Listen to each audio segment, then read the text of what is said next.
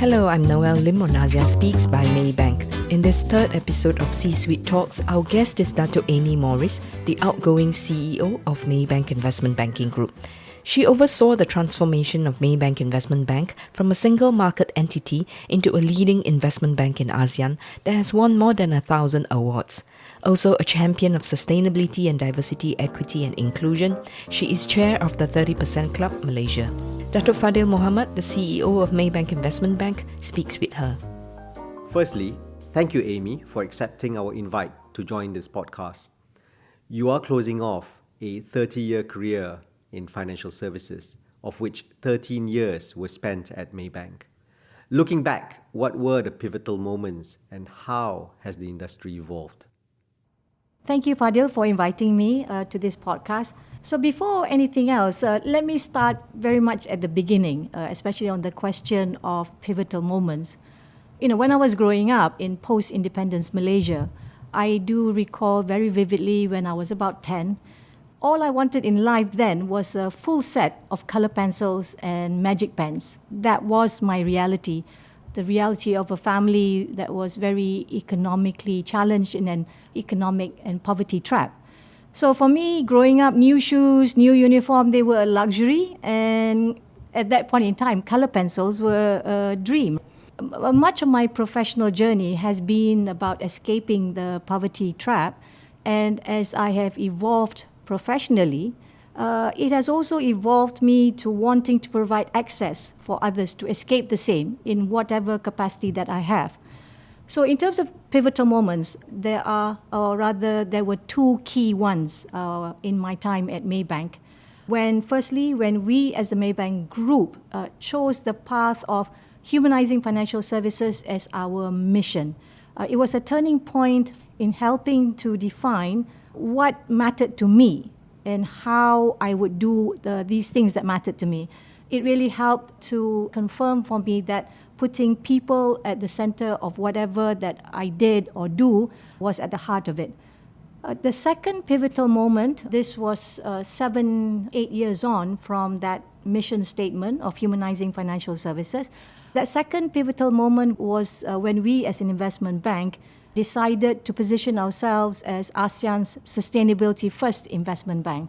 That set us on a path of driving an ESG agenda across the platform. And at that point in time in 2018, ESG was not even fashionable in this part of the world.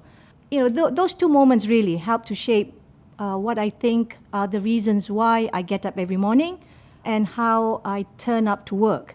And in terms of changes to industry, etc., how I would like to think about it is that being in the capital market is really being at the epicenter of capital raising.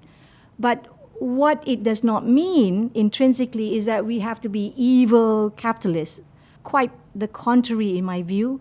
We can, in fact, be a force for good in ensuring equity and equitability, especially in terms of access to infrastructure, access to education.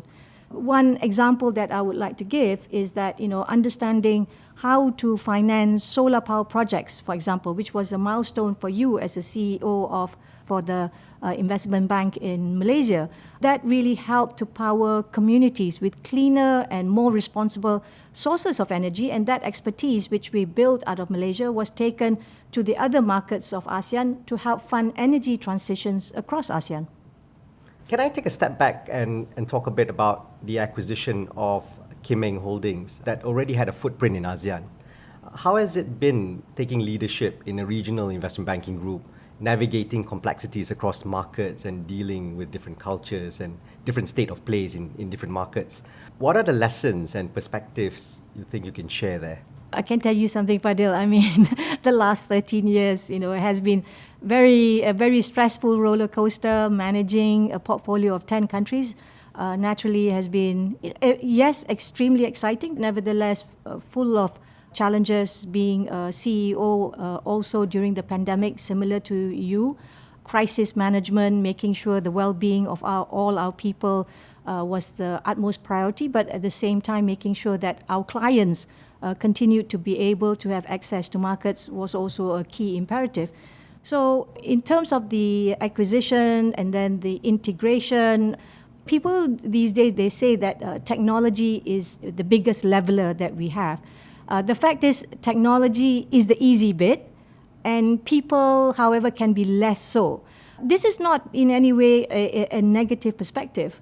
What I have tried to do is that if we know how to harness people's beliefs, because I intrinsically believe that people in various shapes and forms, in whatever culture or language, really do want to do good. People want to be good, and people want to have the recognition of doing the right things. So as an organization, and if that have a purpose that people believe in, it's unimaginable the reservoir of energy that an organization can unleash, right, if we have a purpose that people believe in.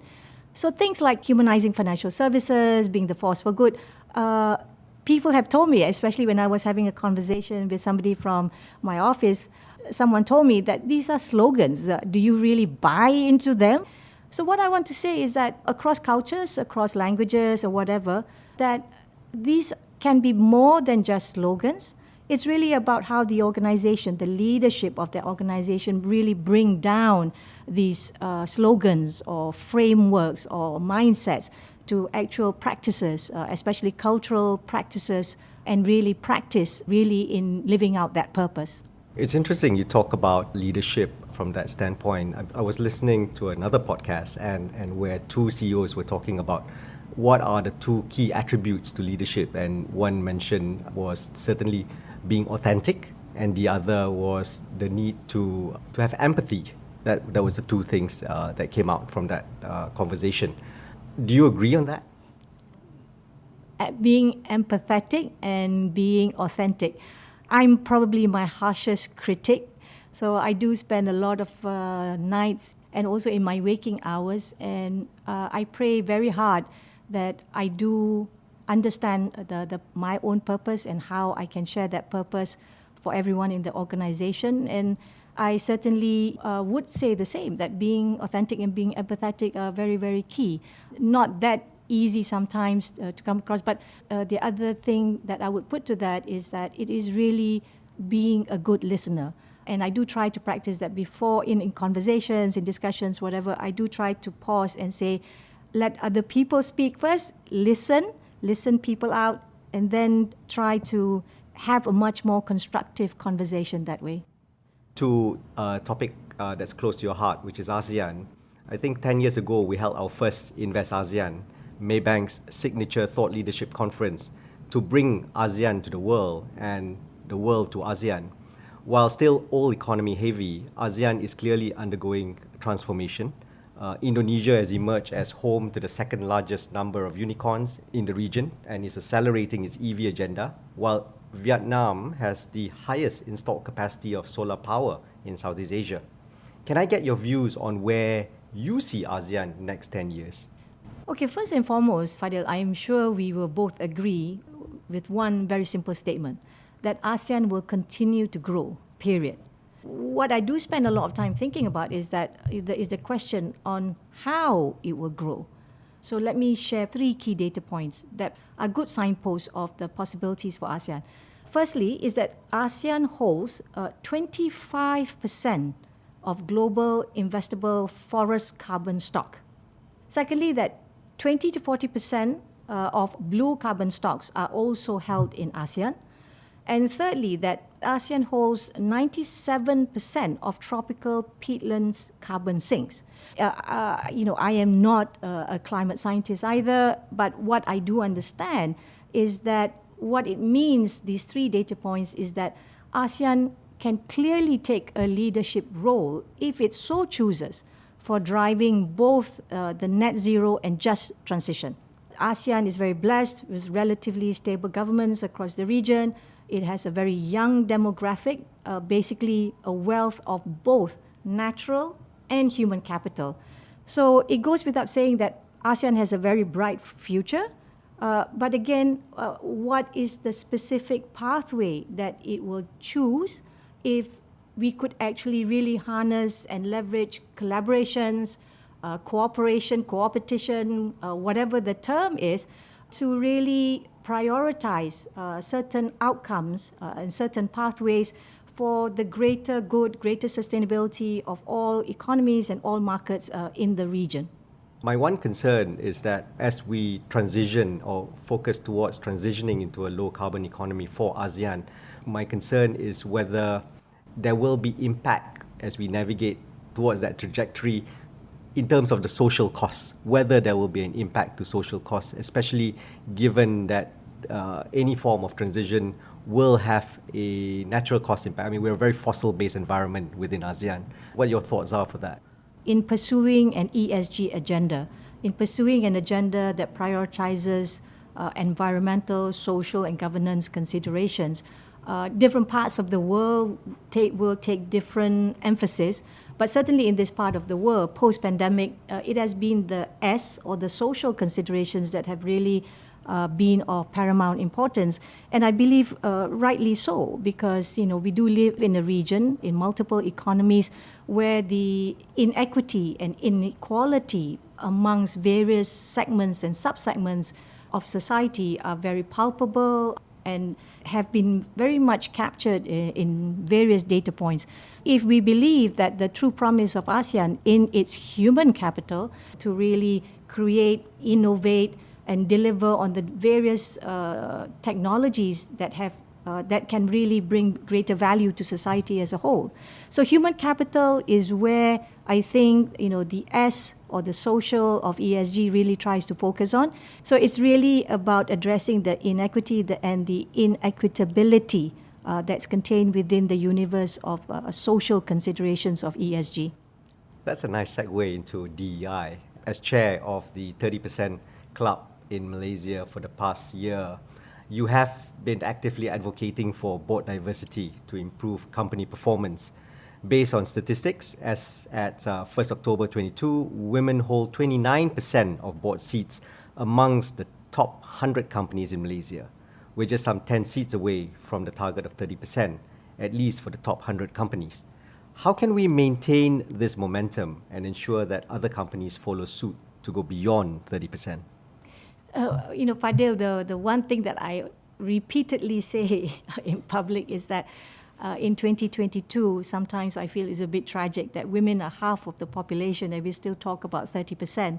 Sooner or later, we will have to change the name of the 30% club to the 50% club or the parity club. Nevertheless, I hear you. I'm greatly encouraged by the support of CEOs like you who are actually very constructively defining yourselves as male allies, because that really does matter. It creates a lot of impact in terms of breaking down biases, whether they're conscious or unconscious, by both men and women. So in terms of making sure that we maintain that momentum, especially trying to get at least 30% of women on boards and senior management, it has to be a confluence and convergence of many different stakeholders and advocates to get to where we really want to get to. And of course, the ultimate goal is that there is a proportionate representation for all. And there have been many people before me, and there will continue to be many people after me, I'm sure, who will continue to want to see that outcome. And who knows, perhaps the outcome can happen in my lifetime, but that momentum does need to keep going. You mentioned earlier that you come from a humble background and that your journey was not without challenges. Color pencil story just now. And so what's your advice to the aspiring youngsters, especially young women out there? Maybe the advice I would give perhaps to a younger me, right, would be embrace earlier or sooner rather than later, in the sense that have clarity or try to have clarity around why we wake up every morning and do what we do. It doesn't have to be anything radical or revolutionary. A simple understanding of what our individual purpose is and why we wake up every morning and do what we do, because having that individual purpose can be a game changer as to how we approach our own life. When we have better clarity, that will also impact the lives of other people around us, because we constantly will feel inspired and serve as a source of inspiration for everyone else. Funnily enough, today is my birthday. I turned 61. And at the right age of 61, I think I finally have come to, that simple statement that for me, I just want to be useful to humanity. Whether that usefulness is, from being kind, simple acts of kindness, and also to perhaps the other extreme of being able to make a difference, creating an impact, driving organizational success, and what success actually means. What would you say are guiding principles or values that we should uphold? What's very key in your mind? To always be yourself and be true to yourself. There's no other person out there that you really need to love the most because you are who you have. The possibility of growth is always there. So accepting who you are, like for me, being able to tell the story that my dream when I was 10 was really to just have color pencils and magic pens. It's taken me, 51 years to be able to share that story. Probably because, I had my own insecurities that perhaps I would not be accepted if people knew I came from humble background, or that how economically challenged I was in my family life. We carry all these insecurities, which are largely great falsehoods, because people have the ability to accept us as whoever we are. But it is about us starting out being honest and accepting ourselves. Being true to oneself, to me, is really, really key. You should think about mentoring. And and that goes to my last question. I mean, what are your plans post-retirement? And are board memberships on the cards for you? Now, this is a really funny, response that I will have. My thought is this. With my retirement coming up in a few days, this word retirement is a very scary word. It comes on you without you knowing. And I was actually thinking in the last few weeks that the word retirement doesn't really sit comfortably with me. I have actually been thinking, trying to describe this process, which is a transition process, that it is really about stepping out from line management to a more strategic role. So I don't know, I will have to speak and maybe write a lot more about how perhaps organizations need to articulate the concept of retirement, which may seem a bit asynchronous with how life is at this point in time. I guess the benchmark is the fact that our former Prime Minister at 97 did stand for the last elections. Results aside, the fact is that he had the energy and the intellectual wherewithal to still do it. Yes, it is about taking on more strategic roles. More importantly, it is about continuing to do what I'm most passionate about, which is about building things. Building, for example, what I've been doing the last 13 years, building business platforms that can give opportunities, give access to people to really grow, for Malaysians to become, for example, with what we've built at the investment banking group, a Malaysian multinational, a Malaysian homegrown investment bank that really understands how to do business across ASEAN and for the benefit of all its stakeholders.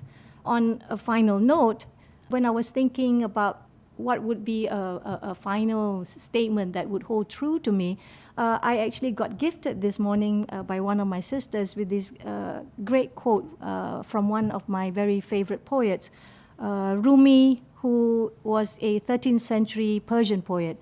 So the quote says, "Our greatest strength lies in the gentleness and tenderness of our heart." With that, thank you very much, Amy, for sharing your views and perspective. Thank you also on behalf of Maybank Investment Bank and all my colleagues for your support and invaluable contributions. Happy birthday. Wishing you all the very best for the future. Thank you. Thank you, Fad'l. That was Dato Ami Moris, the outgoing CEO of Maybank Investment Banking Group, speaking to Dato Fad'l Mohamed of Maybank Investment Bank. Tune in for more C-Suite talks. I'm Noelle Lim on Asean Speaks by Maybank.